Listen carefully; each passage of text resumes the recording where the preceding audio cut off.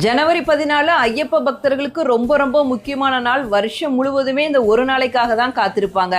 சுவாமி ஐயப்பன் சபரிமலையில ஜோதி வடிவத்துல தன் பக்தர்களுக்கு காட்சி கொடுப்பாரு.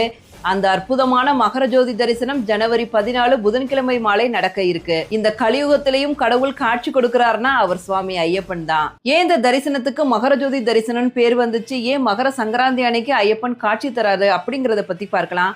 சபரிமலையில சுவாமி ஐயப்பனோட மூல விக்கிரகத்தை பரசுராமர் தான் பிரதிஷ்டை பண்ணாரு. அதை எப்போ பிரதிஷ்டை பண்ணார்னா மகர சங்கராந்தியான தை மாதம் 1ஆம் தேதி தான். ஏன் இதை மகர சங்கராந்தின்னு சொல்றோம்னா, தை மாதத்துல சூரியன் மகர ராசியில சஞ்சரிப்பாரு.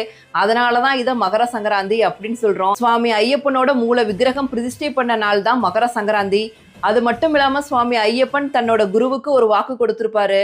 ஒவ்வொரு வருஷமும் மகர சங்கராந்தி அன்னைக்கு மகர ஜோதியாக உங்களுக்கு காட்சி தரேன் அப்படின்னு சொல்லிட்டு அதையும் நிறைவேற்றும் விதமாகத்தான் மகர ஜோதியாக எல்லாருக்கும்